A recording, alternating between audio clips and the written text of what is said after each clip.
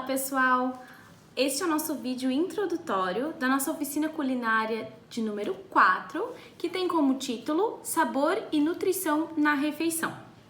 Os itens que nós vamos estudar e discutir nessa oficina são aprender a importância de incorporar mais cereais integrais na sua alimentação diária, observar a demonstração de como preparar uma mistura de temperos, que será o sal temperado, fazer exercício de leitura de rótulos de alimentos industrializados e reconhecer os tipos de açúcares que estão escondidos dentro desses alimentos. Além disso, aprender a preparar e armazenar um molho de tomate caseiro e, por fim, revisar por meio das nossas receitas as técnicas básicas de cocção, branqueamento e cortes de vegetais.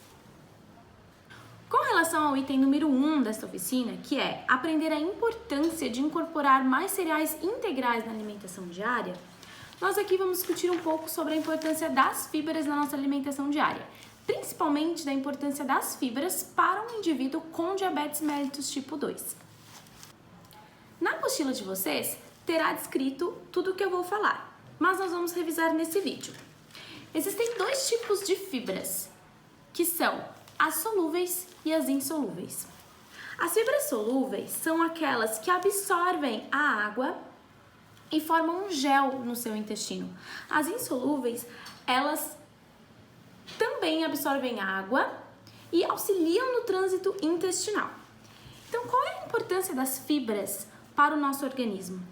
As fibras elas podem retardar a absorção da glicose, diminuir essa absorção, evitando com que se dê um pico de insulina. Isso é muito importante para um indivíduo com diabetes.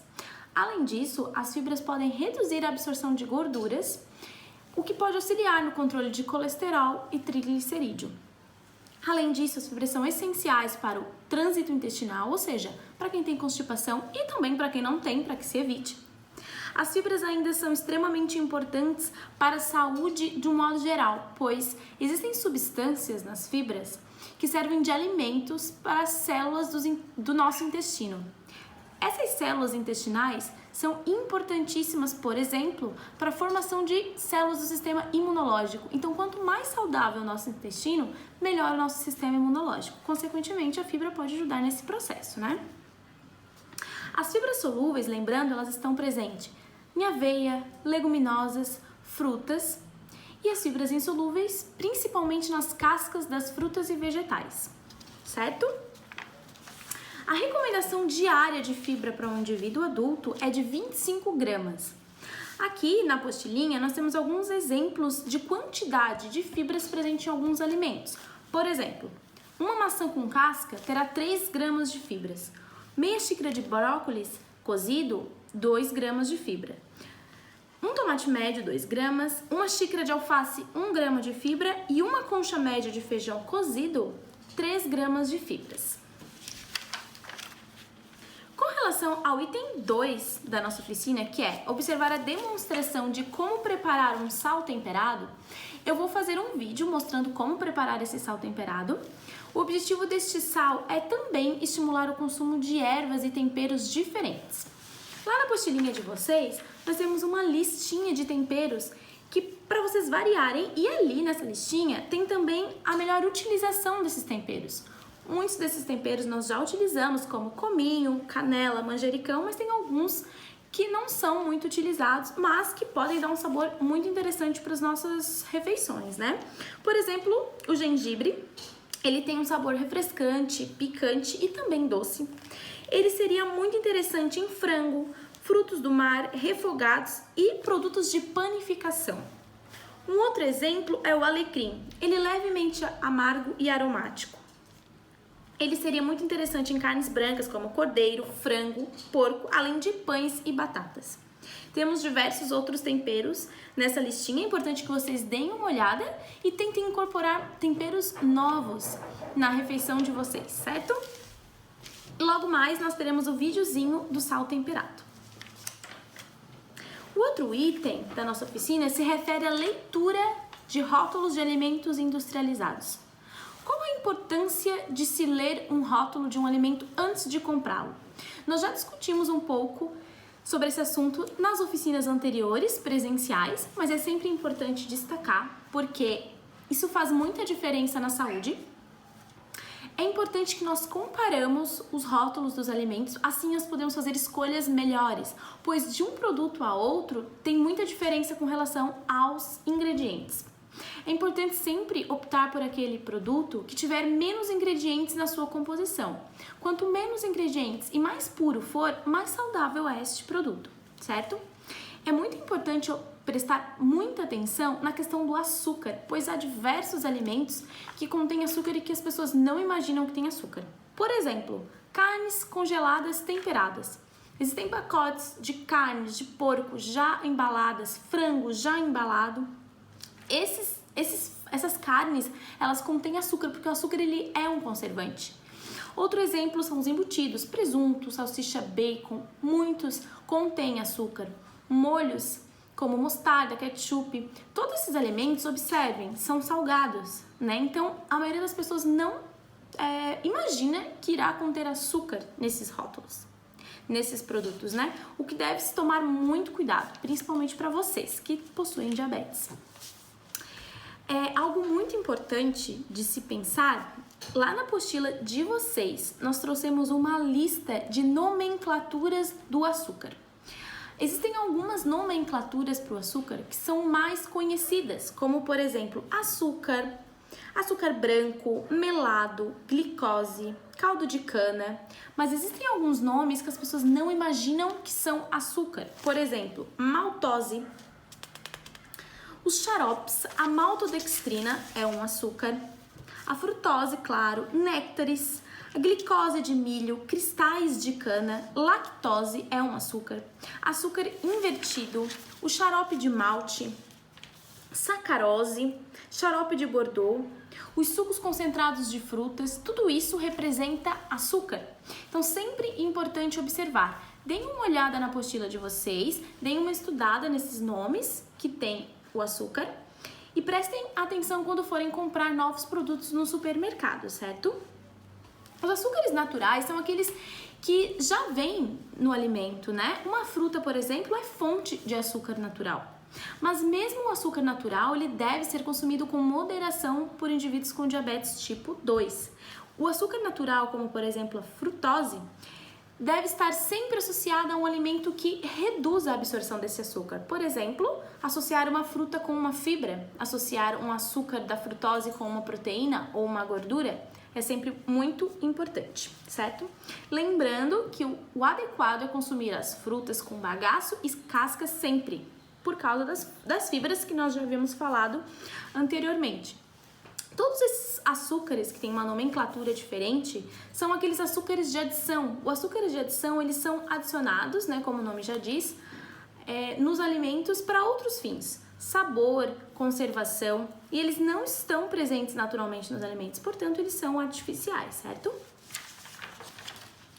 Lembrando também, aqui na apostilinha de vocês, nós colocamos um lembrete com relação aos edulcorantes, os adoçantes, certo? Os adoçantes, eles são substâncias para adoçar artificialmente. Lembrando que existe uma lista de adoçantes que são permitidos e liberados pela Anvisa. Essa lista contém a quantidade de adoçante permitida por dia para uma pessoa. É sempre importante respeitar essa quantidade, porque o excesso de adoçante pode causar problemas à saúde. Entretanto, estudos já demonstram que o consumo de adoçante, mesmo que na quantidade adequada, não vem sendo muito legal para a saúde. Está associado a diversos outros problemas, principalmente relacionados ao intestino, problemas relacionados ao intestino, certo?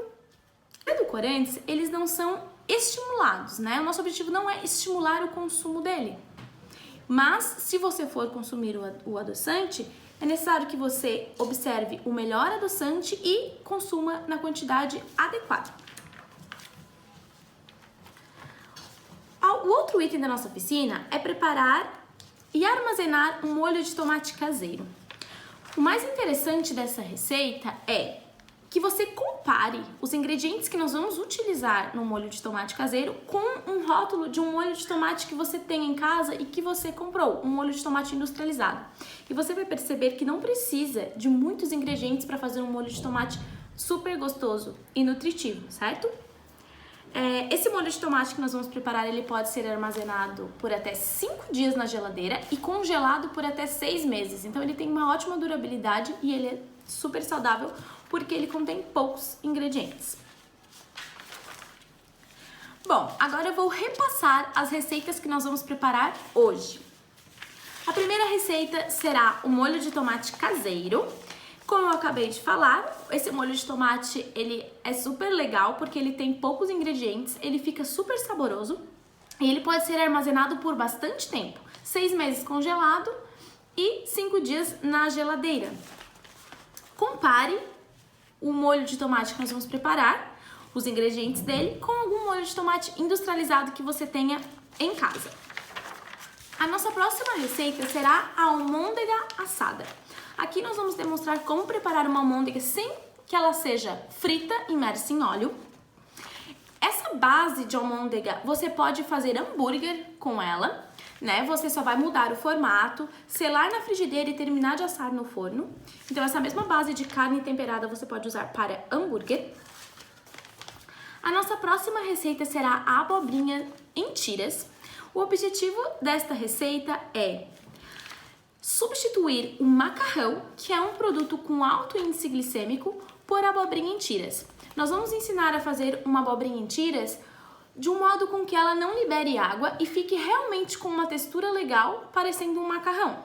Então, nós vamos acompanhar a nossa abobrinha em tira com o nosso molho de tomate. Lembrando que para o preparo da abobrinha em tiras, você deve evitar a adição de sal. Esse é um dos segredos para que ela fique sequinha e não libere muita água. A nossa próxima receita é a salada de brócolis com lentilha e amendoim. Essa receita ela é super legal, ela vai ter a crocância do amendoim, vocês vão perceber que fica muito interessante adicionar essas oleaginosas às saladas. É muito interessante vocês lerem a parte da substituição, tá? Nós vamos utilizar a lentilha, mas você pode substituir a lentilha por grão de bico, a vagem por ervilha fresca e o amendoim por castanha de caju. Além disso, você pode substituir os demais ingredientes dessa salada pelos vegetais e legumes que estão lá na nossa roda dos alimentos que vocês têm na apostilinha de vocês. Nós vamos preparar ainda um molho de limão para a salada, seguindo o nosso objetivo, que é preparar um molho de salada por oficina. Esse molho de salada é super legal e você pode utilizar diversos temperos secos para substituir o que nós vamos usar. E por fim, nós vamos preparar um prato de frutas para estimular o consumo de frutas, lembrando que todas as frutas deste prato são de baixo índice glicêmico e você pode ainda substituir essas frutas por outras frutas que nós sugerimos na tabela de índice glicêmico, certo? Lembrando que não é adequado vocês utilizarem mel, melado ou açúcar no prato de frutas. Esperamos que vocês aproveitem muito as receitas desta oficina. Gostaríamos muito que vocês preparassem e nos mandassem fotos e vídeos. Esperamos, por meio dessas receitas, estimular o consumo desses alimentos. Além disso, estimular as habilidades culinárias. Neste período de quarentena, uma ótima ideia é cuidar da nossa saúde por meio da preparação de alimentos saudáveis. Agradeço muito a atenção de todos e até a nossa próxima e última oficina.